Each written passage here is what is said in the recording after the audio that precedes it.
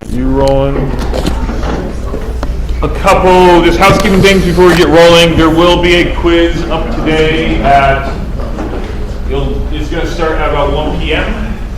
and that will go through Wednesday at 5 p.m. So that will be going up. Also, if you did not get your test on Friday or haven't gotten it since then, let me know.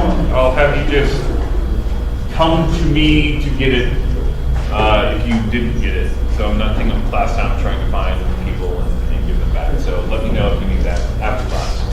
Okay, but with that, let's go ahead and keep rolling through cellular energetics.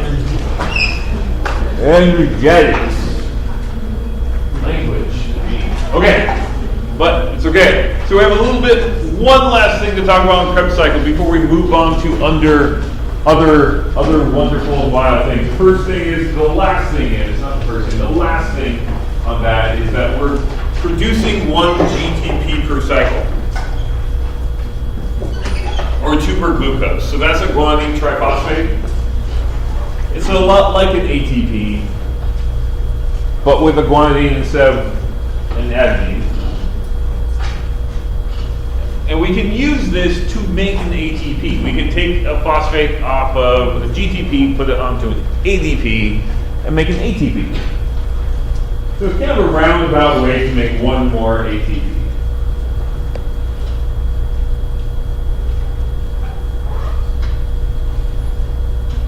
I probably should have just said that on Friday. That took me like 30 seconds. And that's like the last thing I'm going to say.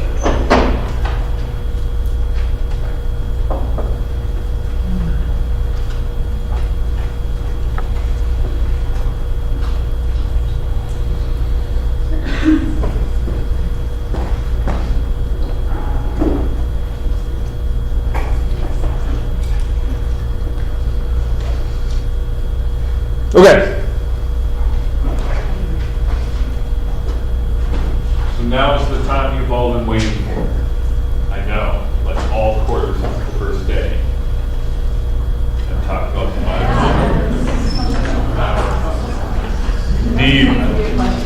what's that? What is the mitochondria? I have 4 ridiculous answers and one thing: the powerhouse of the cell. Well, what is the powerhouse of the cell? Is it the mitochondria? Is it the organelle starts with an M? I won't think about making it a question on the test. Maybe it'll be a question on a quiz and not a test.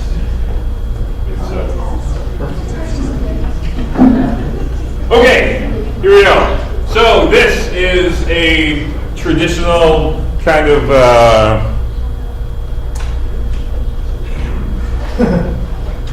like cartoon of a mitochondria. I was trying to picture of a mitochondria.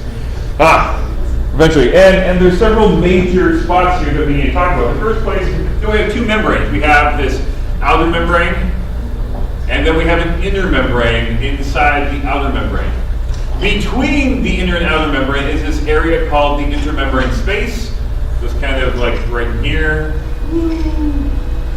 And then you also have the matrix. And that is inside the inner membrane. You also have all these folds in the inner membrane, and those folds are plural called cristae.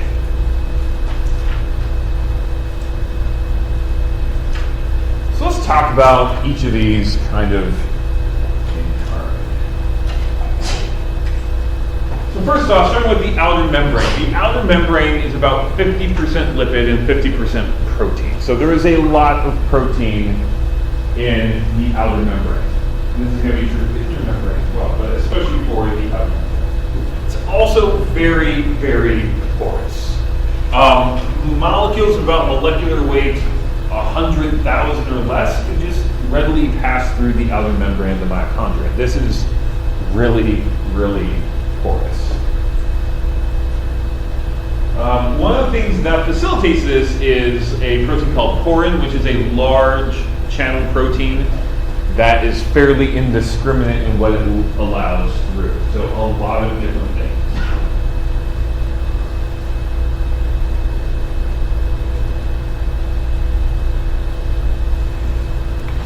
Then there is also another one called VDAC, or voltage dependent anion selective channel.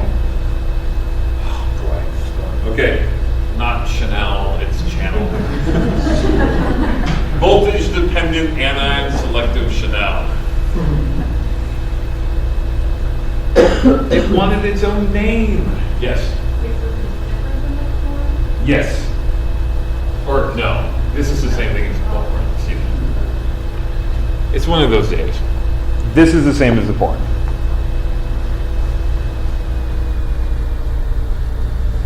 And it fairly indiscriminately allows anions through. Very large. And it's made of beta barrels.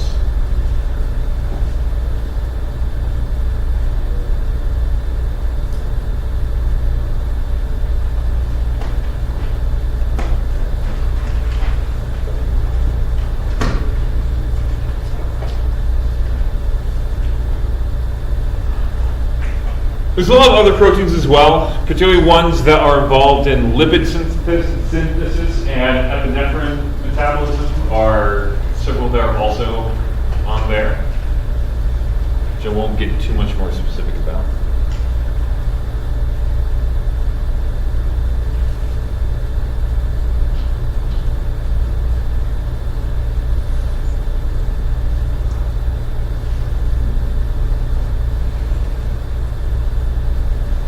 And then inside there, we have the intermembrane space. Now this is going to be somewhere in between about 20 to 50% of the total volume of the mitochondria. So a good amount of the mitochondria is in the intermembrane space, but not like half or less. And because the outer membrane is fairly porous, the composition of the intermembrane space is pretty similar to the cytosol, or at least in terms of the composition of small molecules. So when we're talking about the small molecules, it's very similar to cytosol.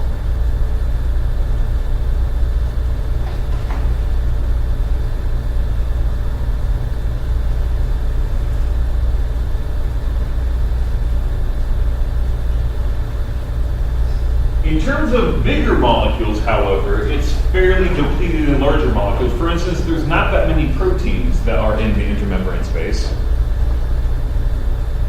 However, there are a few. One of them that are in there is adenylate kinase, which takes an ATP, and an AMP takes one of the ATP, one of the phosphorus from the ATP, transfers it to the AMP, and makes 2 ADP.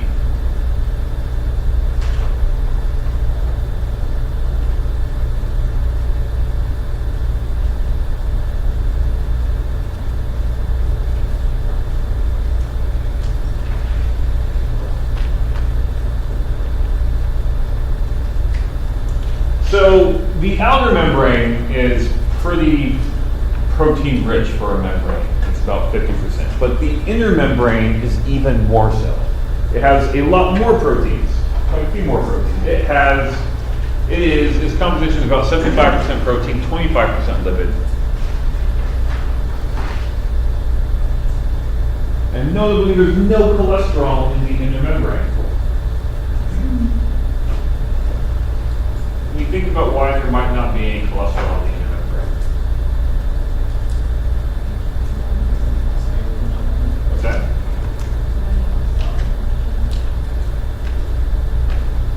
Yes and no. There is no need for cell recognition, but cholesterol is not playing a really big role in cell recognition. What's that? What's that? Proteins do help with rigidity somewhat, but you're kind of on the right. You're kind of on the right path there.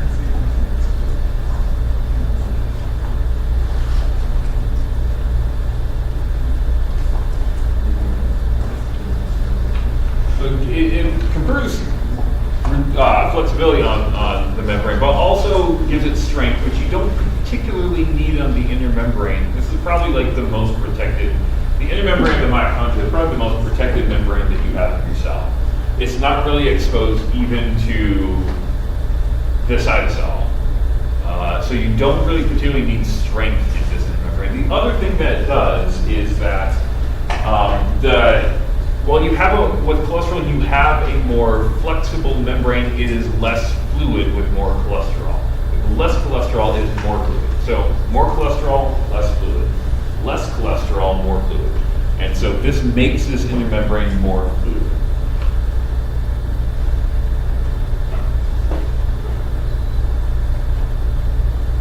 It does have something else instead, though. It has this other thing called cardiolipin, which is 30% of all the membrane lipids in the interior or in the intermembrane.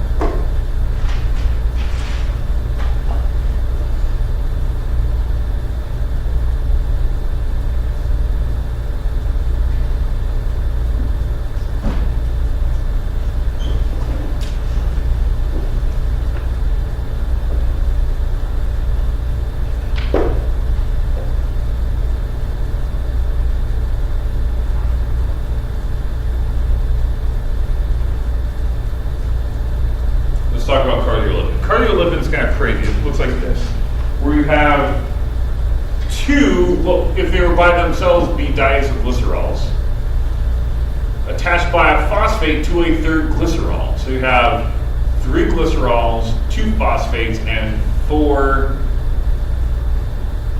fatty acid chains. 4 fatty acid chains, 3 glycerols, 2 phosphates.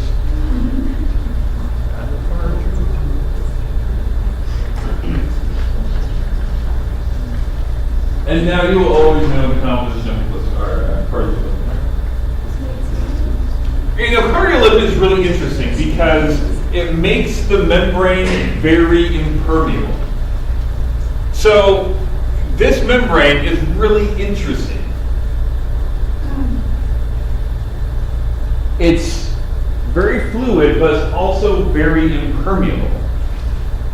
So it's a lot different than a lot of other membranes in your cell. Also, cardiolipin stabilizes a lot of the ETC components. By ETC, I mean electron transport chain, which we're going to be talking about in a few moments.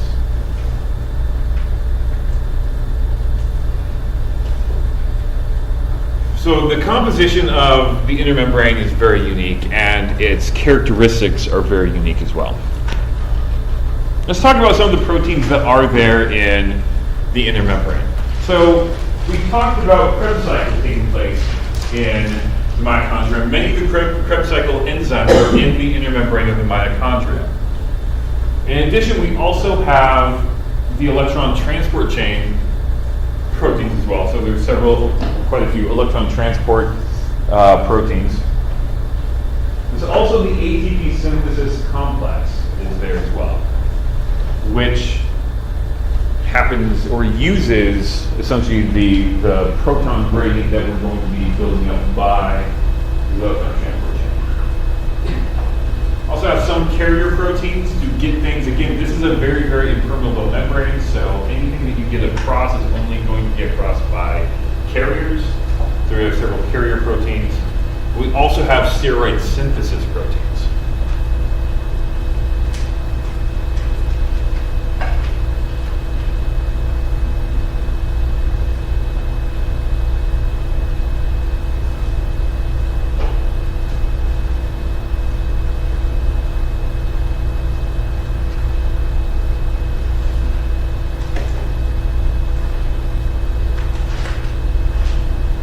Yeah, let's talk about the matrix. So, go ahead. Oh, I was wondering why it had steroid synthesis proteins if it doesn't have Cholesterol itself. So, to be totally honest with you, I'm not exactly sure. I did notice at one point, and I do not remember. I'm curious though now. Like, this is bugging me because this is something I had, Go find out. Okay, so the matrix has a fairly high protein concentration as well. In the matrix, we have about 50% protein composition, or about 500 milligrams per milliliter. Although I can't imagine having a milliliter of mitochondrial matrix. That seems like a lot.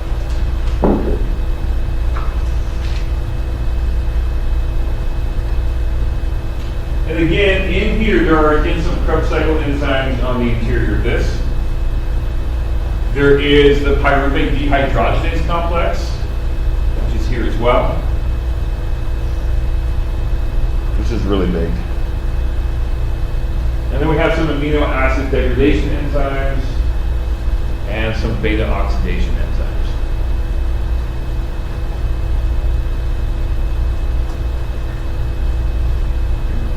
Leave that down for a second, and I'll show you the beta oxidation.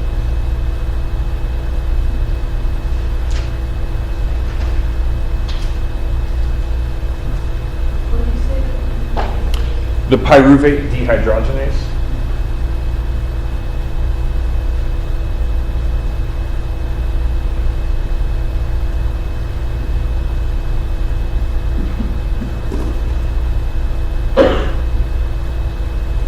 So beta oxidation is fatty acid metabolism, in which you're removing successive, just 2 carbon units off of a fatty acid chain.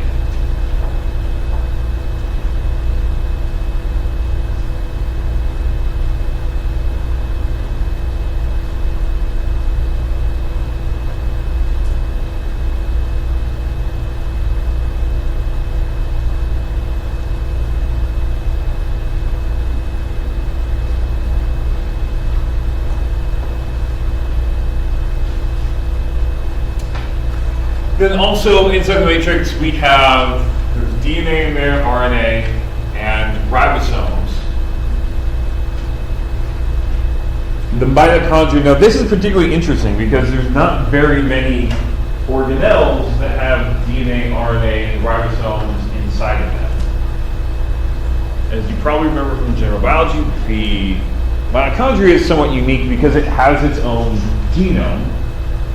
And that genome goes through the normal process of having genes translated into RNA, ribosomes taking that RNA, turning that into proteins, and carrying out a lot of the functionality that it needs through that.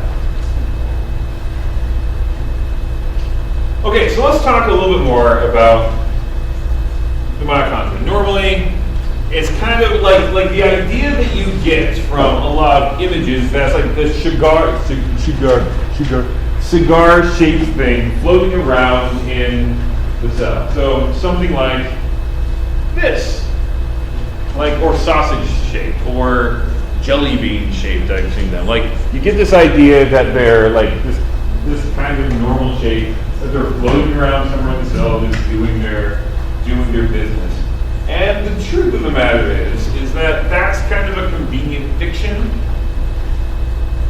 In truth, mitochondria are always changing their shape. You can see them in a lot of different shapes. I have seen micrographs of them that are just totally round, really elongated linear like this, kind of like weird shapes like that. Like mitochondria can really come in just about any shape. Like they're not limited to just this cigar shape. That happens to be a convenient way to draw them, and kind of what some of them do appear to look like. And also mitochondria are not necessarily just floating around the cell. Oftentimes they can form multi-mitochondrial complexes, and these will be associated with microtubules. We're going to talk about microtubules later on this quarter, but then these mitochondria can get affixed in certain places in the cell in which they're needed. Now this is really convenient because not every location in the cell has the same need for ATP. Let me give you one example. In muscle cells, you have dense aggregations around certain organelles in the muscle that need ATP. So specifically around kind of the walls of the sarcoplasmic reticulum, which carries a lot of the calcium needed to actually run contractions. The calcium gets released. It binds to places on myosin, and then those binding locations on myosin, actually the tropomyosin, moves it out of the way, and you get like contractions. So you need the calcium for the contractions. But you also need ATP. And so the places that you are releasing this calcium, you also have a lot of mitochondria that are physically held there by the cytoskeleton, and they're producing all of this ATP that then you can use at those specific locations that you need ATP in the muscle cell as well. So mitochondria are not necessarily just floating wherever. Oftentimes, they are held in specific locations in which ATP is needed by the cell. Okay, so that's kind of like the overall, like the overarching talk on mitochondria. Let's talk specifically about now the electron transport gene, which is the next step after Kreb cycle in kind of like this canonical main line of ATP production. And here are the two big picture ideas behind electron transport set, or electron transport chain. We are going to use electrons. These electrons that we have put onto NADH and FADH too, we have these electrons, these higher energy electrons on these two mobile electron carriers. Now we're going to pass them along a lot of proteins that are going to use those electrons to make a proton gradient. We are going to pump protons into the matrix of the mitochondria, and we're going to build up this really high proton gradient. And then we are going to use that proton gradient to make ATP. So by dissipating that proton gradient, you're making ATP. That's the big picture of what's happening.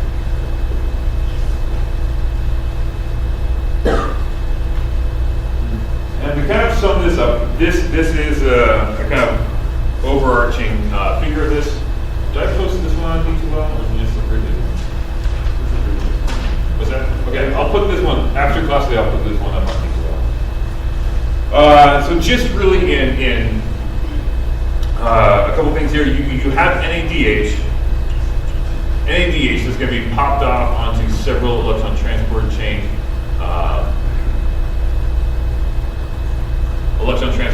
components. So here is also an FAD here as well, and that's going to be passed along, and we're going to pump protons across out of the matrix into the intermembrane space, and then we dissipate it back this way. Okay, so let's talk about this. The electrons are going to be coming from NADH and FADH2, which we've talked about how those were created in Kreb cycle. They're going to be transferred to the electron transport chain. And then the electrons, as they're passed along the electron transport chain, are going to lose their free energy. They will be less energetic by the time they get to the end of that. And that change, that negative delta G that we get from those electrons, are going to be used to create our proton gradient.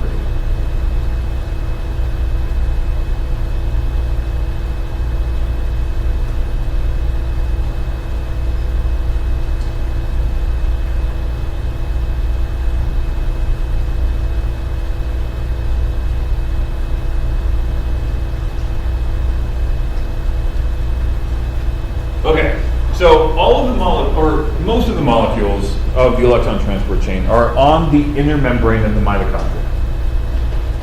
And there are 6 major components here. So let's talk about them. The first one is NADH dehydrogenase complex.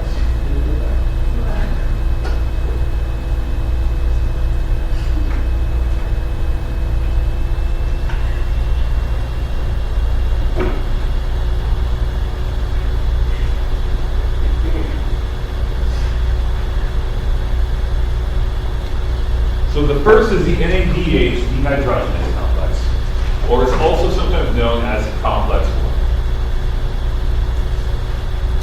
1. And that is this thing sitting right here in this diagram.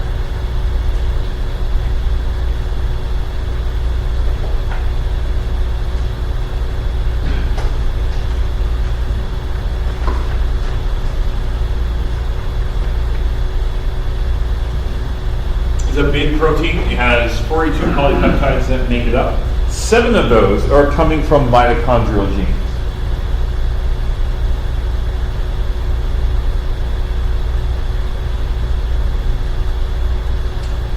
going to transfer 2 electrons from the NADH to coenzyme Q that we're going to talk about, which is CoQ that we're going to talk about.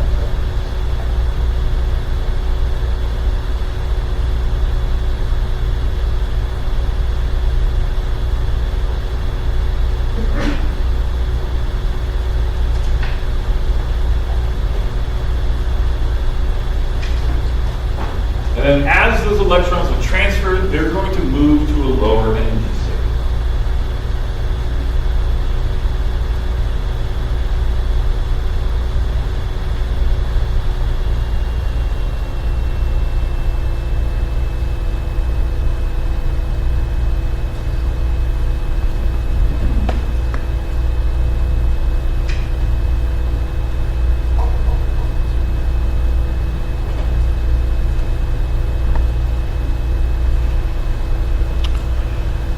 Okay. The free energy released from that we use to pump protons from the matrix into the intermembrane space. So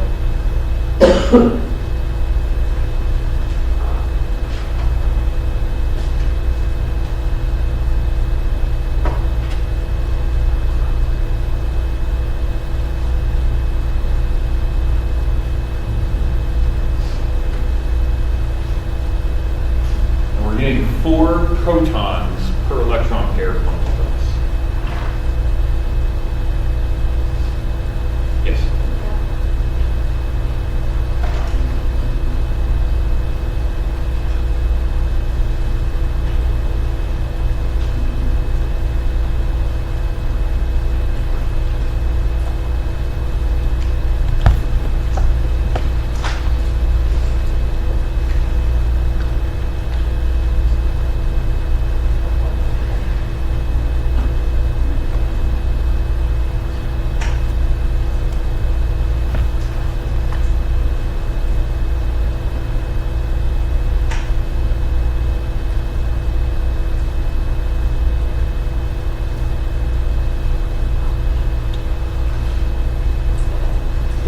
The mechanism of how this happens is not exactly known.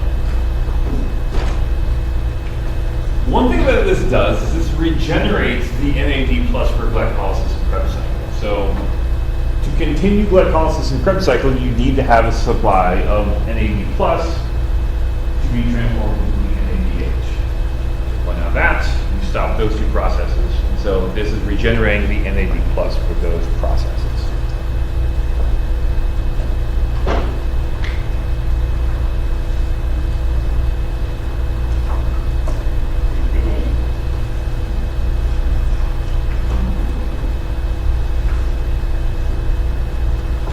Okay, the next protein, or next enzyme in the process is succinate dehydrogenase, also known as complex 2. Does anyone remember this from anywhere?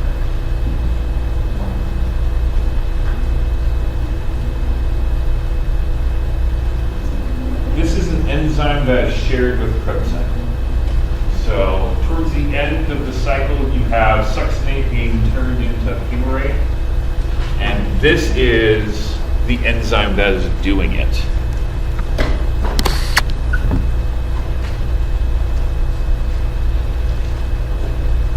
So this is here. Succinate to a fumarate, and succinate dehydrogenase is doing that. So it's, this is a molecule that's shared by Kreb cycle and electron transport chain. Now, yes? A little bit before you said that this is the regenerating plus for glycolysis. How is that transported back out? I think there's a transporter for that, but I'm not exactly sure. Yeah. And if you didn't have that, because the NADH from glycolysis gets in here, and if that was just a one-way flow, you would eventually just completely lose it. That's the sense. So I guess I should say that. There must be a transporter for that. I don't know specific, I'm not really specific that there is, but there must be a transporter for that.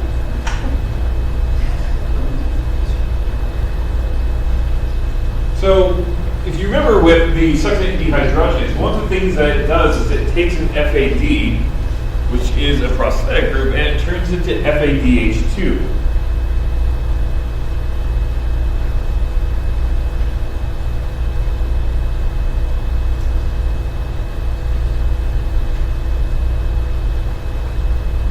FAD/FADH2 is a prosthetic group on this enzyme. It's also a mobile electron carrier. Kind of mobile because it's mobile with succinate dehydrogenase. And 2 electrons from the FADH2 are then transferred to coenzyme Q.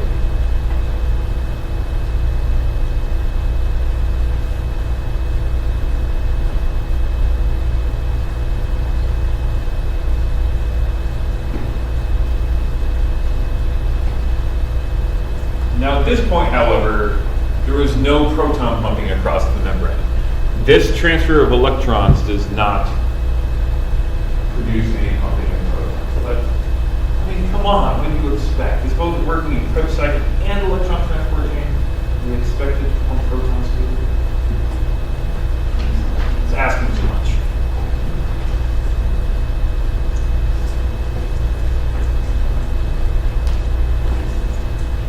Okay, now that I've stood up for an electron transport chain, so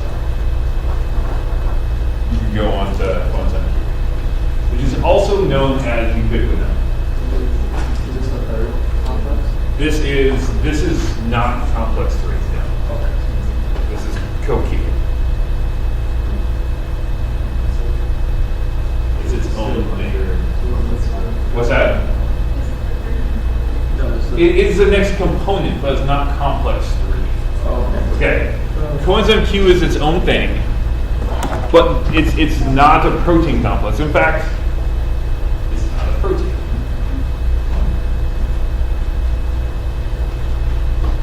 So ubiquinone, it's called this, coming from the name ubiquitous, because there's like 10 times more of this than any of the other molecules of the electron transport chain.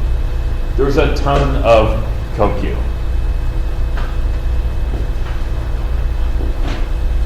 And it is this thing right here. It's an electron carrier between both, that gets electrons from both complex 1 and complex 2, and it passes them to complex 3. So it's not, yes. Are the electrons from the NADH and is that happening simultaneously?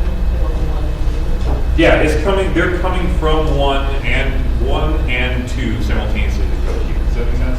Yeah. Okay, well, let me back up. It's not happening simultaneously to a single CoQ, No. but it's happening simultaneously all the time. Does that make sense? Yeah, so like as soon as you get to NADH from the Kreb cycle, that's going to be Essentially. Yeah.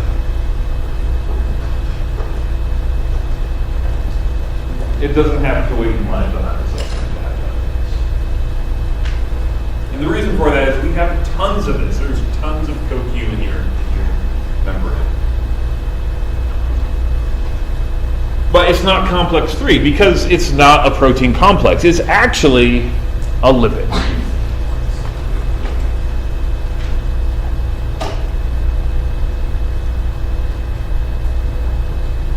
And its basic job is to shuttle electrons between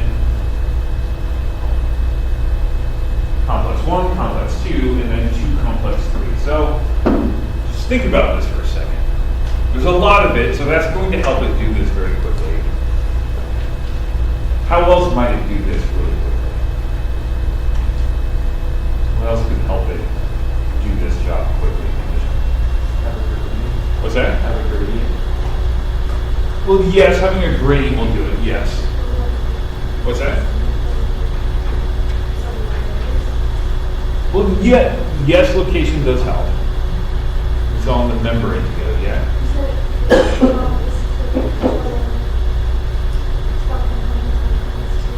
Yeah, from either complex 1 or 2. It can pick them up from either one of those and delivers these electrons to complex 3. What's that? Not so much. Yeah. Not so much. These are all good ideas. And these are all things that are used at times. Like everything that you have said are things that are at times used to do this. But, yes. because it's a lipid, it can move very easily through the membrane. So with a protein, you have some resistance at flowing through the membrane. even if you have your hydrophobic or nonpolar residues on the exterior, there is still some resistance to your motion. Now, being a lipid, however, on the other hand, you are moving. It's kind of coming back to the like dissolve. Like you can move more easily through the membrane if you're a lipid. Yeah.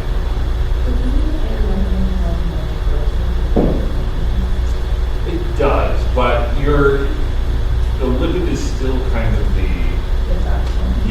what you're trying to move through to encounter another protein. Does that make sense? It's still like a double lipid. Yes. A lot of protein. Yeah, it has a lot of proteins in it, but it's still like a structure made of lipid. It's still a lipid binder. There's a ton of proteins. It's like thinking about it this way. If I had a bunch of oranges and I threw them into a pool, even if there's more oranges than water in the pool, a water-soluble substance can move through that pool more quickly than something that, like another orange. Does that make sense? Yes. Because what does it even mean to be orange soluble? But if you had, like, if I took something, like, just imagine this, like, if I took another orange and I put it in there, it's not going to move around very well, right? But if I took some sugar, or like a sugar cube and put it in there and it dissolve, essentially, the sugar can move through there relatively quickly. So part of this is that also it is smaller. It is much smaller than the other EDC components. And it's lipid soluble. And so it moves very readily through there, even though there are. So it's just like it's going to be moving freely through the membrane. It's not like attached to the membrane. Yeah. I mean, so the proteins are still mobile. They're still moving, but they are less mobile than like an individual phospholipid moving. Does that make sense? Mm-hmm. Yeah.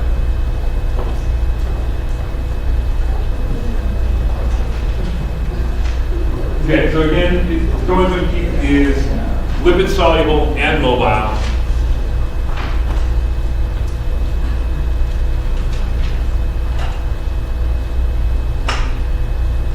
Yes? What was it? Shuttling electrons? It's shuttling electrons between complex 1, which is NADH dehydrogenase, or complex 2, which is succinate dehydrogenase, and it's taking them to complex 3, which is cytochrome B1C or BC1. This is actually the next slide.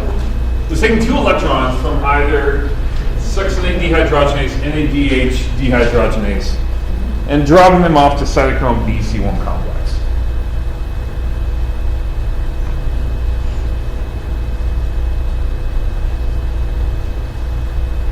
And there is no pumping of protons at this point.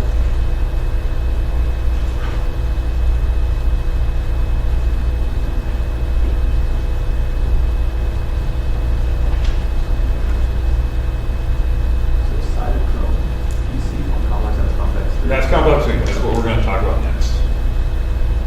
So wait, what's the SDH and Yeah.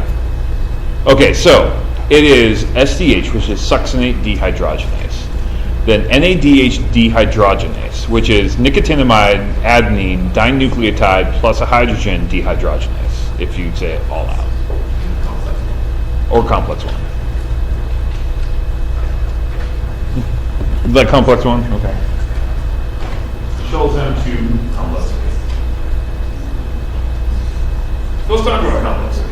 So the cytochrome BC1 complex. That is this fun thing right here, complex 3. So this is a protein again. We're back to talking about proteins. Oh, weird. It's all... I point somewhere and it like points up from there. Okay, whatever. So this is their complex 3. Is the next thing in the line to receive protons. But if you've noticed so far, there's actually two different ways that you can get protons, or excuse me, electrons here. You can go through complex 2, or it can go through complex 1. But from the code Q on, it's going to be common for all electrons. Okay, so there are 11 polypeptides. Because we have the two letters here mean that there are two heme groups.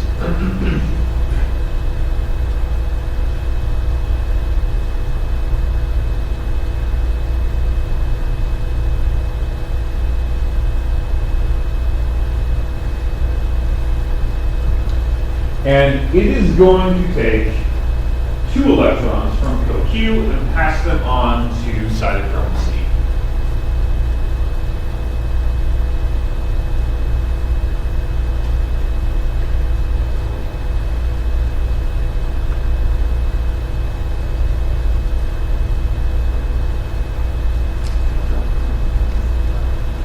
Yes?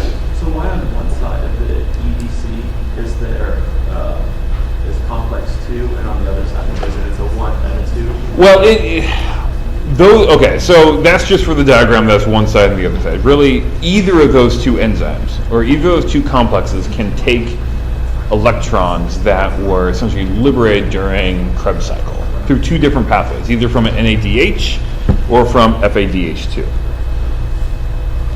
And so they're all kind of just in the mix together. Does that make sense? Yeah. So there's not like one that doesn't stay on one side, both together? No. There's not one thing on one side and one on the other side. They're both membrane proteins. Yeah. And they're everywhere. Okay, so it contains these two heme groups. The heme groups are going to be a porphyrin ring with an iron in the middle of that porphyrin ring, and that is helping us transfer these electrons.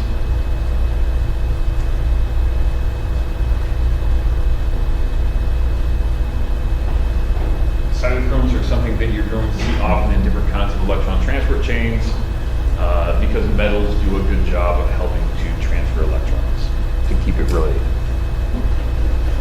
not to go too. Now this, at this point, cytochrome BC1, we get pumping of 4 protons per electron pair. So every electron pair that passes will pump 4 protons from the matrix to the intermembrane space.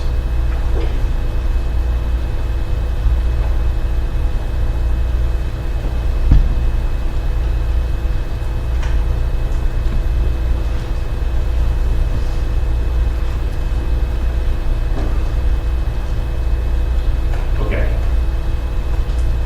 The thing it passed it to is cytochrome C. Cytochrome C is a little bit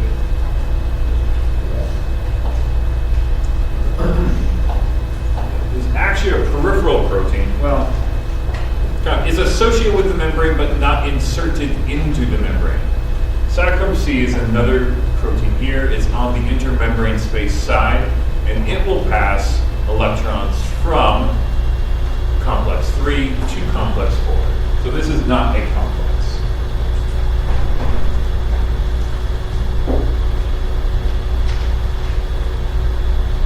And it does this one at a time.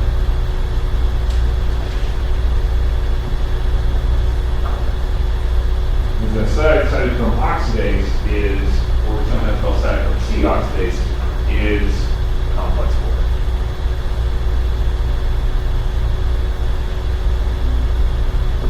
Now in this case, this is a protein.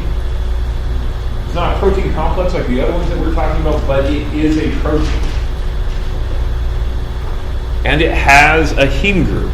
Again, heme groups with an iron are good for transferring electrons.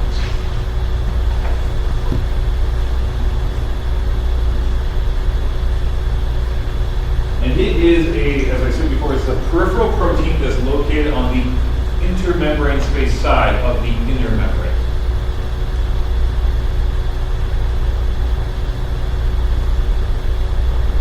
Yes?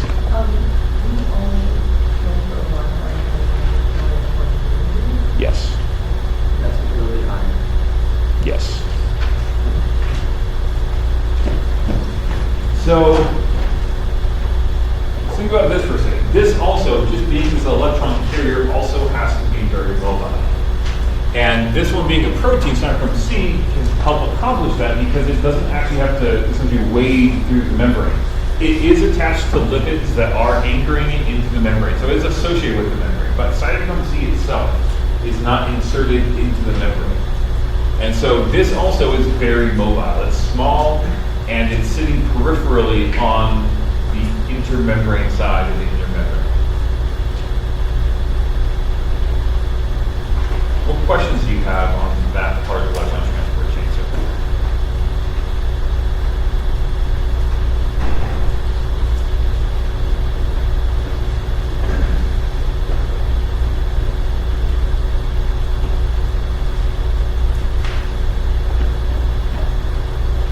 Okay, before I train, oh, go ahead. So we're making a distinction that like Cytochrome C is more like complex series is not. Complex series is less mobile. Yeah. I mean, to a degree, yes, it is mobile, but yes, Cytochrome C is significantly more mobile than complex 3. And so is Coenzyme Q. So that, I mean, And complex 1 and 2 are also not. no, they're also not. So, yes.